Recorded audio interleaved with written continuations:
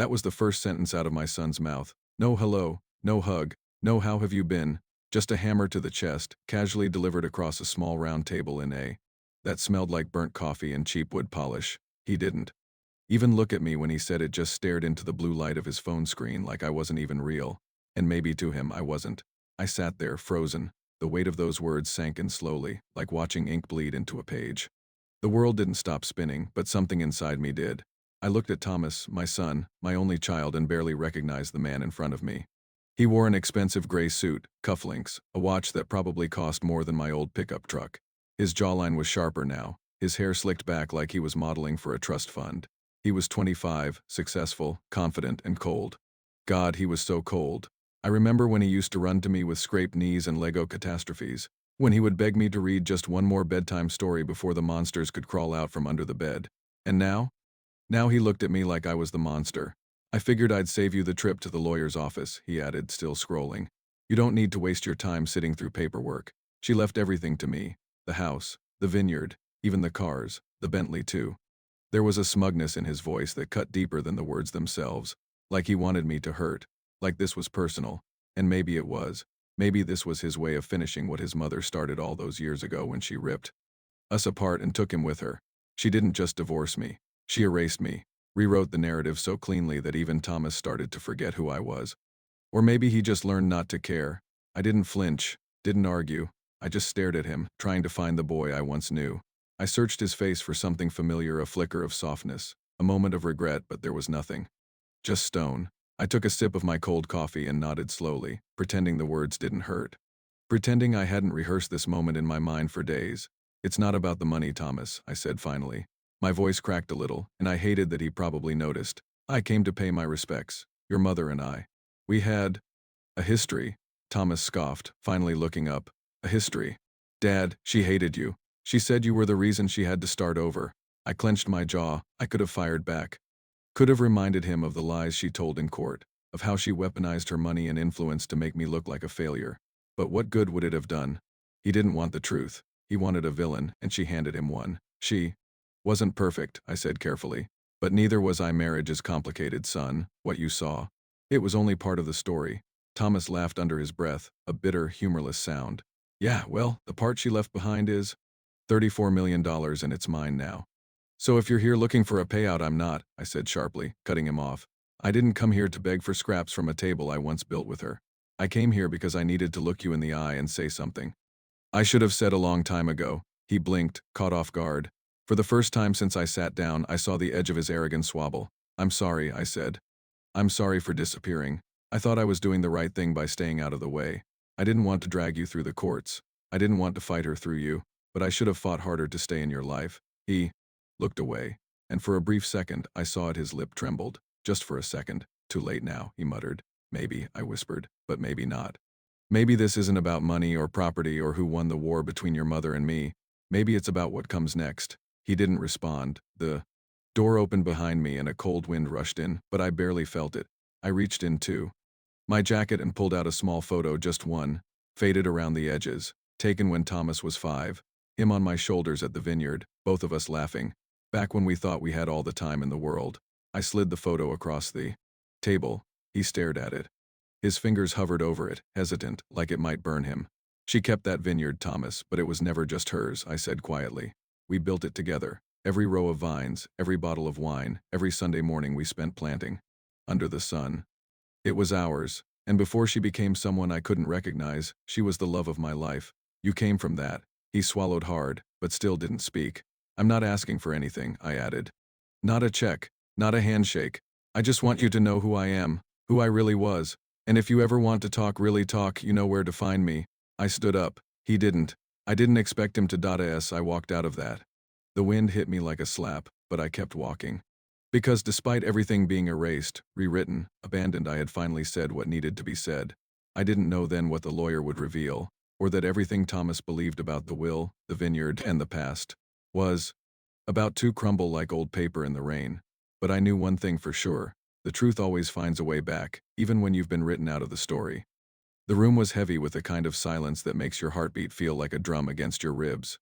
Oak panels lined the walls, and thick blinds dimmed the late afternoon sun that tried to push through the windows. The air smelled like leather-bound law books, and something older like secrets too stale to speak aloud. I sat in the corner, half forgotten, while Thomas lounged across from me in a tailored navy suit, leg crossed, fingers lazily tapping on the armrest of his chair. He was humming to himself, almost enjoying the tension, as if this entire reading of the will was just another boardroom acquisition he already knew he'd win. And maybe he had every reason to believe that. After all, he'd been living in the house. He'd managed the accounts. He was her chosen son, her golden heir. But then the lawyer, Charles Whitmore, mid-60s, silver hair, suit slightly rumpled from hours of work, cleared his throat and glanced at me with an expression I didn't recognize. Not pity, not discomfort, something closer to guilt, or maybe reverence. He opened the folder in front of him, his hand lingering over a single sealed envelope, its edges yellowed slightly at the fold. He didn't begin with legal language or estate items or the usual formalities. Instead, he picked up the envelope and said, in a tone as delicate as glass, "Mr. Bennett, your ex-wife left you this." Time stopped. Thomas shifted in his chair. "I'll save you the trouble," he muttered. "You're just a footnote, Dad," she told me. But Charles didn't respond. He just stood, walked over, and handed me the envelope. My fingers trembled as I took it. I recognized the handwriting instantly. Even after all these years, even after the court battles and the custody scars, her cursive still hit me like a whisper from a place I thought I'd buried. The flap opened easier than I expected. Inside was one sheet of stationery, thick and cream-colored, folded neatly in thirds. As I unfolded it, the scent of her perfume lavender and something sweet rose from the paper like a ghost. I stared at the first line and everything else faded away. "Dear Michael, if you're reading this, it means I'm gone, and it means I never got the chance to say what I should have told you years ago. About the vineyard. About Thomas. And about the day I lied in court." My vision blurred. For a moment I couldn't breathe. There it was, in black ink, in her own words. She had lied. The letter shook slightly in my hands as I continued reading. "The day I told the judge you were unstable. The day I said Thomas would be better off without you, it was a performance. One I justified to myself 1,000 ways. I told myself it was to protect him, to give him a life I couldn't offer if I lost the vineyard. But the truth is, I was angry, and I was scared. Scared you'd move on without me. Scared you'd win." I sat back in the chair, stunned. Every memory of that day in court came rushing back, how her eyes never met mine, how her lawyer painted me as reckless, how Thomas clung to her side, confused and quiet. I remembered the silence after the gavel hit the bench, the silence of losing not just a marriage but my son. "You never raised a hand to me. You never yelled. But I weaponized your silence and your kindness. You were always steady, Michael." That terrified me. Because I wasn't. I saw your patience as control, your calm as condescension. And when I found out you still legally owned the vineyard even after all we'd built together, I panicked. I blinked. "Wait, what? The vineyard?" She was admitting that I still owned it. "Yes, the vineyard. You signed it over to me in intention, but not in legal form. And I knew that. I buried it, because I wanted it to be mine. I wanted one thing that was entirely mine. But now, looking back, I realize it never really was. It was always yours. You gave it life, Michael. You gave it a soul." I looked up from the letter. Charles was watching me quietly. Thomas was frowning now, his phone forgotten, his confidence starting to crack like old paint. And Thomas, he doesn't know. He believes everything I told him. He believes you abandoned him. I made sure of that. I poisoned him against you, and I did it to make myself feel like the victim. But I wasn't. You were. And if he ever finds this letter, if he ever opens his eyes, I hope he forgives me. But more than anything, I hope you do." I couldn't read anymore. My hands lowered. My chest felt tight, and my mind was spinning with the weight of revelations. That came 15 years too late.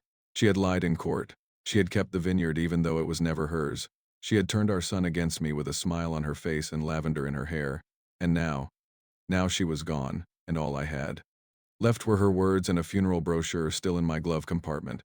Thomas leaned forward, face stiff. "What is it? What did she say?" I stared at him for a long moment, trying to decide what to do. I could have thrown the letter in his face, read it aloud, exposed everything in front of Charles, but something stopped me. Maybe it was pride. Or maybe it was mercy. "She lied," I said quietly, "about everything." He froze. "What do you mean?" I folded the letter and placed it back in the envelope. My fingers were still shaking, but my voice wasn't anymore. "We'll let the lawyer finish," I said. "Then I'll tell you exactly what your mother didn't want you to know." Charles nodded slowly and returned to his chair, picking up the next document in the will. But I didn't hear the words that followed. I couldn't, because in that moment I wasn't thinking about assets or bank accounts. I was thinking about truth, how it waits, how it doesn't care how long it takes. How? It always finds its way back one envelope at a time. Charles cleared his throat again, slower this time, like he knew the next words would change the temperature in the room. He tapped the second folder sitting neatly on the table beside him. The first had held my ex-wife's letter words that cracked open a decade of silence and grief. But this folder, this one carried the weight of something legal, something concrete, something that didn't rely on memory or regret. It was fact. He opened it with a precise motion, no theatrics, and pulled out a few sheets of crisp paper. His voice came out flat but firm. Before we proceed with the distribution of assets, he said, there is a matter of ownership we need to clarify. Thomas leaned back in his chair, arms crossed, eyebrows raised with casual arrogance. Ownership of what? He said with a dry chuckle, as if this was just another old man's delay. The vineyard's mine. It was hers. She left it to me. End of story. But Charles didn't smile. He didn't argue. He simply turned the papers around and slid them across the table toward me. His eyes found mine, steady and direct. Mr. Bennett, do you recognize this? I looked down, heart already pounding. The top sheet was a scanned copy of a legal deed, old, slightly faded at the edges, but unmistakably official. I scanned it, confusion rippling through me, until my eyes locked on one line near the bottom. Property title, Marigold Hills Vineyard owner of record, Michael Joseph Bennett, me name, not hers. Not ours, mine. I blinked, stunned. This can't be right, I murmured. We talked about transferring it to her. I thought she never completed the transfer, Charles interrupted gently. You discussed it, yes, but she never filed the change, and neither did you. I stared at the paper again, my fingers grazing the edges. My signature was there, dated 2 years before the divorce. Back when we were still trying to patch things together, still believing that love and shared dreams were enough to keep a broken marriage from falling apart. We had talked about dividing things fairly. We said we'd keep the vineyard in the family, and I had trusted her. God help me, I trusted her. But after the divorce, she took it, managed it, grew it into an empire of wine, land, and prestige. She appeared in magazines, hosted celebrity fundraisers on the rolling hills we used to walk barefoot on Sunday mornings. She turned it into her identity, her brand, and now Charles was telling me it had never legally belonged to her. She built her life on this, I whispered, more to myself than anyone else. She built everything from this vineyard. Charles nodded solemnly. Yes, but she did so under your name, Mr. Bennett, which complicates the will. Thomas had been silent up to this point, but now he sat forward, his smile gone, eyes sharp. Wait, what does that mean? She ran it. Everyone knew it was hers. Not according to the county registry, Charles replied coolly. Legally, the business was established on land she did not own, and because she never filed for ownership. Transfer, the vineyard Marigold Hills and all its revenue streams has remained your property since 2007. Thomas shook his head slowly, as if trying to process a bad dream. No, that doesn't make sense. Mom paid the taxes, she ran the business, she invested everything. Correct, Charles said. She ran it, she invested, but she did so as a tenant in possession, not the title holder, which means that any decisions made regarding that land, including business operations and transfers of assets, are now legally subject to your review. And depending on how you wish to proceed, Mr. Bennett, you may retain full control. The words hit the room like thunder. Thomas's mouth opened, then closed again. His confidence, once effortless and cutting, now flickered under the weight of real fear. For so long he believed he held the keys to the empire she left behind, but that belief had been built on a foundation of assumption and a lie that began years before he was old enough to question it. She never told me, he said suddenly, voice raw.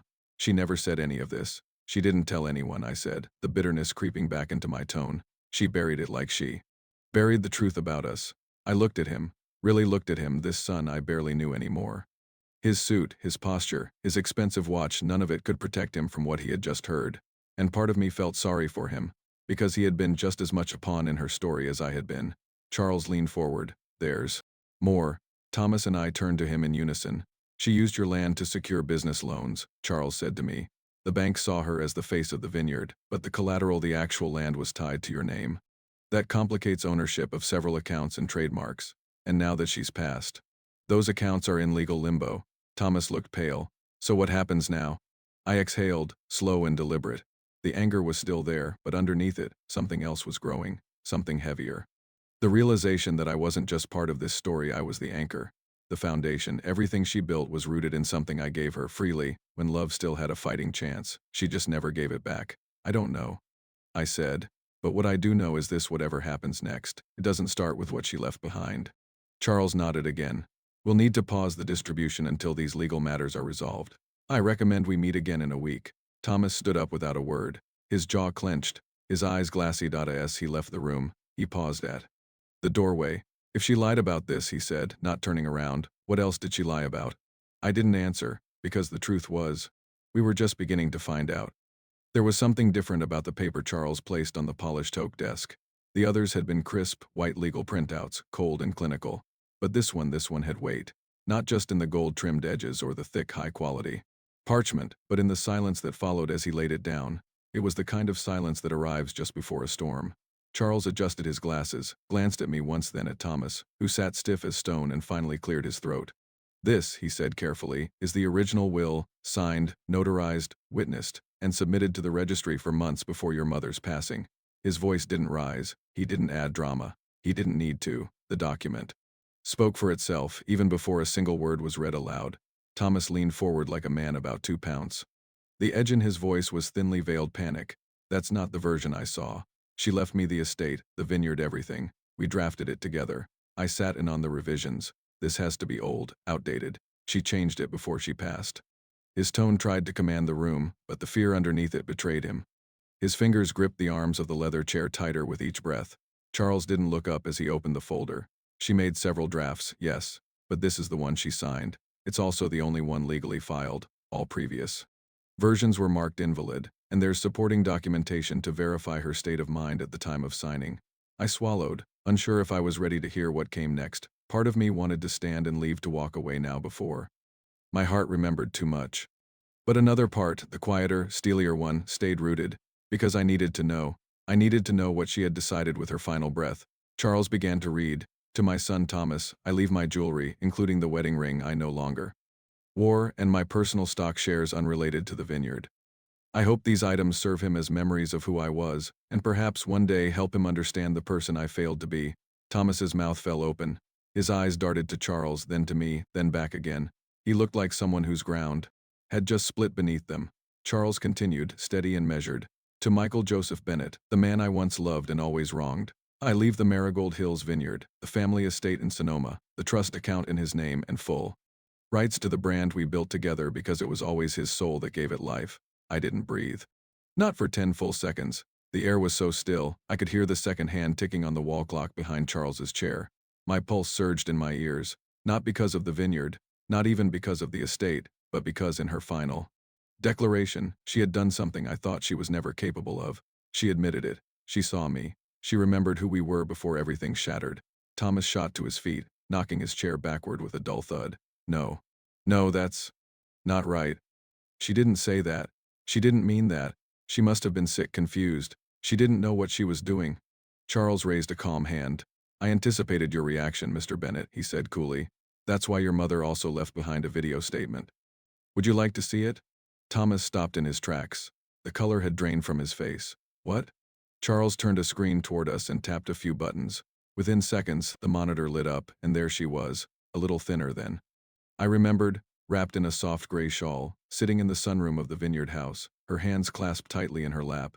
And yet, despite the shadows under her eyes, she looked clearer than she had in years. "If you're watching this," she began, her voice steady but tired, "then I've finally done something I should have done long ago, Michael. If you're here, thank you for showing up, even after all the pain I caused. And Thomas, my sweet boy, I know you'll be angry. I know you'll think I betrayed you. But the truth is, I betrayed your father first. I built a life from something he gave me in love, and I convinced myself it was mine alone. I turned you against him to make myself feel righteous. But none of that changes the truth." She paused, blinking back tears that shimmered in her eyes. "The vineyard was never just land. It was home. And that home came from Michael. He built it with his hands, his sweat, his soul. I merely watered what he planted. It always belonged to him. So it's time I gave it back." The screen faded to black. No music. No dramatic ending. Just silence. Thomas sat down slowly, all the fight gone from his shoulders. He didn't speak, didn't blink. He just stared ahead, as if trying to wake up from something too real to be a dream. I felt no triumph. No surge of revenge or justice, only sorrow. Because while she had finally told the truth, it came far too late to fix the things that mattered most. "She meant it," Charles said gently. "Every word, and the legal documents support what she expressed." Thomas turned to me, voice thin and hoarse. "So what now?" I looked at him for a long moment, at the son who had once been the center of my universe, who had been turned into a stranger by years of absence and lies. Part of me wanted to yell, to demand apologies and acknowledgement. But another part, the one that still remembered rocking him to sleep during thunderstorms, just said, now, we figure out who we want to be from here. He looked down, didn't speak again, and in that stillness, in that fragile and broken silence, I realized something. This story wasn't ending with her death. It was just beginning with her truth. That evening, I walked the vineyard alone. The sun had already disappeared behind the distant hills, leaving behind a twilight sky soaked in blue and gold, like a fading bruise. The wind moved through the vines in soft sighs, brushing against the leaves as if whispering the memories buried in this soil. Every step I took echoed with something old, footsteps from years past, laughter carried by summer wind, the warm sound of her voice calling my name just before dinner. The vineyard hadn't changed. Not really. The rows were straighter, the tasting room was fancier, and the profits had grown by millions, but underneath it all, the roots were still mine. My hands had dug the first holes here. My arms had carried the wood that held up these vines. My dreams had once bloomed between the rows. And now, after years of silence, loss, and betrayal, I stood at the center of it all again, not as a visitor, not as a forgotten man, but as its rightful keeper. I didn't feel triumphant. I didn't feel like I'd won. What was there to win, really? The love I once had? Gone. The years with my son? Lost. The truth had come, yes, but truth doesn't rewind time. It doesn't stitch back the pages it was torn from. It just stands there, naked and undeniable. But in that honesty, in that raw clarity, something else bloomed, something heavier, older, and more powerful than revenge. It was peace, not the kind that comes easy, not the kind that erases pain, but the kind that lets you breathe again without guilt. My phone buzzed in my pocket. I hesitated before answering. Already knowing who it was, Thomas, I said softly, not sure if he would speak. There was silence on the other end, for a long time. Then, in a voice I barely recognized, he said, was she right about you? That question pierced deeper than any accusation. It wasn't an insult. It was a boy trying to untangle the lies he'd been raised with.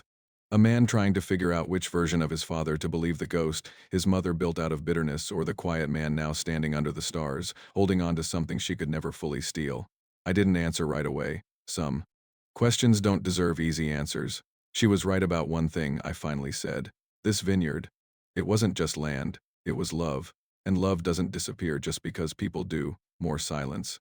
Then he exhaled, shaky. I don't know what to believe anymore. You don't have to, I told him. Not today. Just come see it for yourself. See where it all started. Not the version you were told about. The real one. He didn't say goodbye, just hung up. But I knew that meant he was thinking, that a door, long bolted shut, had creaked open just enough to let the light in. I stayed out there until the stars came out, watching the sky from the back porch of the vineyard house. The same porch we used to sit on, she and I, sipping cheap wine and dreaming of better days. She was gone now, but her truth still lingered in the wind. I didn't hate her. I thought I would, but I didn't. How can you hate someone who, in the end, gave you back the one thing they took?